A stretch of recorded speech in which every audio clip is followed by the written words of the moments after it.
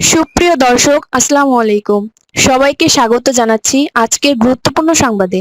প্রথমেই জানিয়ে দিচ্ছি সংবাদ শিরোনাম, পরে বিস্তারিত।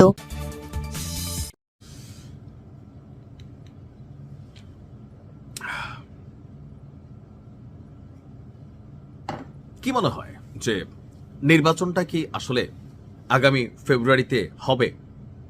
বাংলাদেশের অনেক রাজনৈতিক বিশ্লেষক বা রাজনৈতিক দলগুলো মনে মনে একটু সন্দেহ যে আগামী ফেব্রুয়ারিতে যেই জাতীয় নির্বাচন হওয়ার কথা, এই নির্বাচনটা কি আদৌ ফেব্রুয়ারিতে হবে? নির্বাচনের আগে কি এমন করে নতুন কোনো কাহিনী তৈরি হতে পারে যেখান থেকে নির্বাচন পিছিয়ে যেতে পারে? পরিস্থিতি দেখে কিন্তু এখন এমনই মনে হচ্ছে গতকালকে নির্বাচনে যাবে কিনা এটা এখন চিন্তা ভাবনা করছে এনসিপি। এমন বক্তব্য যখন আসিফ মাহমুদ দিয়েছে, এনসিপির অ্যালাইন কার সাথে? জামাত ইসলামের সাথে। জামাত ইসলাম তো নির্বাচনে যাবে, তাহলে এনসিপির যাওয়া না যাওয়া কি কোনো বক্তব্য? কেউ কেউ বলছেন এই এনসিপি তো বরাবরই জামাতের বি টিম, সেই প্রথম থেকে জুলাই আন্দোলনের মাস্টার মাইন্ড। এগুলো অন্যদের উপর ক্রেডিট যাইতে পারে, বাট মেইন খেলোয়াড়টা ছিল জামাত। তো সেখান থেকে এই দলটা বা এনসিপি যতগুলা আন্দোলন ডক্টর ইউনূস থেকে টেকনিক্যালি আদায় করছে, ফোর্স করার কাজ লাগছে, জামাত পিঠে হাত রাখা লাগছে। সেই জন্য জামাতের একজন আমির বলছিল, বাপের থেকে বড় হইয়া না জন্ম হইয়াই, কারণ তোমরা তো জন্ম দিছি আমি, মানে জামাত জন্ম দিছে, এটা তো বাস্তবতা। এখন এনসিপি যখন এই ধরনের বক্তব্য দেয়, অনেকের মনে প্রশ্ন হয় যে নির্বাচন নিয়ে কি আবারও কোনো পরিকল্পনা প্ল্যান আছে পেছনে, নাকি এনসিপি স্বতন্ত্রভাবেই এমন বক্তব্য দিচ্ছে মাঠটাকে একটু গরম করার জন্য? কারণ এরা মাঝে মাঝে বলে, এই আসিফ যখন সরকারে ছিল বলছিল সেনাপ্রধান নাকি বলছে বুকে পাথর চাপা দিয়া ডক্টর ইউনূসকে মাইনা নিলাম, পুরো মাঠটা গরম করে ফেলছিল, খেয়াল আছে তো? এমন এমন বক্তব্য এমন এমন সময় দেয়। এখন তার এই বক্তব্যে জনগণের মধ্যে একটা প্রতিক্রিয়া হচ্ছে, বা যে ভয়টা ছিল সেটা সামনে চলে আসছে, যে এরা তো সরকারের সাথে কানেক্টেড। এরা সরকার থেকে নামছে মানে সরকারের সাথে কানেক্টেড তা না, এরা সরকারের সাথেই কানেক্টেড। তার মানে কি কোনো প্ল্যান চলতেছে? আসুন দেখি কেন হঠাৎ করে সেই কথা বলল। তার বক্তব্য হচ্ছে বিএনপির প্রতি পক্ষপাত করছে নির্বাচন কমিশন। এখন কি পক্ষপাত করছে? তার বক্তব্য যে এই নির্বাচনে আমরা অংশ নেব কিনা এখন সেটি বিবেচনা করার সময় এসে গেছে।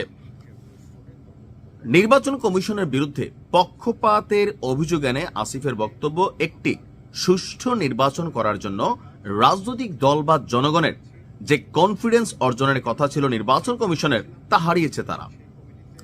যদি এভাবে নির্বাচনের কার্যক্রম সামনের দিকে যেতে থাকে তো নির্বাচনের আসি তো ভাই মাসখানেকার। তাহলে তার বক্তব্য, তাহলে আমরা শঙ্কা প্রকাশ করছি যে বাংলাদেশে একটি সুষ্ঠু নির্বাচন বাস্তবায়ন করতে পারবে না বর্তমান ইলেকশন কমিশন। দ্বৈত নাগরিকত্ব, ঋণ খেলাপি বা ঋণ খেলাপির গ্যারান্টারদের অনেককে ছাড় দেওয়া হচ্ছে বলেও তিনি খবর পেয়েছেন। ইসির বিরুদ্ধে তার আরও অভিযোগ হচ্ছে যে আজ নির্বাচন কমিশনে আপিল শুনানি শেষে একটি দলের সঙ্গে ১.৫ ঘন্টা বৈঠক করে তারপর রায় ঘোষণা করেছে নির্বাচন কমিশন, অর্থাৎ বিএনপির সাথে বৈঠক করে এই রায় ঘোষণা করেছে ইসি, এমনটাই তার অভিযোগ, যা গণতন্ত্র এবং নির্বাচনের অশনির সংকেত। তো কি করবে? তার বক্তব্য যদি এমনই হয়, এই নির্বাচন কমিশনকে ঢেলে সাজাইতে হইতে পারে, সময় নিয়ে পেছনে নিয়ে নির্বাচন পরবর্তী সময় হইতে পারে, বাট এরকম অগোছালো অথবা পক্ষপাত দুষ্ট একটা নির্বাচন তারা চায় না। এখন নির্বাচন যদি না হয় লাভ কাদের? আসিফদেরই কিন্তু ৪০০ কোটির অভিযোগ আছে, নাহিদের বিরুদ্ধে কোটি কোটির অভিযোগ আছে, এই উপদেষ্টাদের বিরুদ্ধে কত কিছু যে আসতেছে। ডক্টর ইউনূস সাহেব তিনিও তো ফায়দাই নিচ্ছেন। যতক্ষণ নির্বাচন হবে না এই রামসাম যদুমধু ও যে বিচি নেতা কৈথেকা ধান্দা কোটি কোটি টাকা, আপনি দেখেন আইফোন টাইফোন চালাইয়া ড্রেস আপ গাড়ি বাড়ি এক একজন শত কোটি কামাই ফেলছে, এদের লাভ। কারণ রাজনৈতিক সরকার আসলে এই ধান্দাবাজদের ধান্দা বন্ধ হয়ে যাবে। আর এনসিপিতে যারা রাজনীতি করেন তারা সরকারের উপর যে চাপ তৈরি করতে পারেন অথবা প্রশাসনে তারা যে মূল্যায়নটা পান, একটা রাজনৈতিক সরকার ক্ষমতায় আসলে তাদের বন্ধ হয়ে যাবে। এই মুহূর্তে নির্বাচন বন্ধ হলে আমার মনে হয় জামাতেরও লাভ না, লাভটা হচ্ছে এনসিপির কয়েকজন নেতার, লাভ হচ্ছে যারা ধান্দাবাজ এদের, রাষ্ট্রের ক্ষতি, বিদেশি বিনিয়োগ দেশে বন্ধের পথে, সরকার হিমশিম খাচ্ছে, দেশে গ্যাসের সংকট, এটা সংকট ওইটা সংকট। ইউনূস সরকারের আমলে সারা পৃথিবীতে বাংলাদেশের ভিসার ইস্যু কমছে। একটা রাজনৈতিক সরকার না থাকলে কেউ কিন্তু স্থিতিশীল ভাবে না একটা রাষ্ট্রকে। সো নির্বাচন দরকার। পেছানোর কোন রকম ষড়যন্ত্র বাংলাদেশের জনগণ এনসিপির কথায় মাঠে নামবে না। আসিফ বলছে মাঠে নামবে, তো নামো।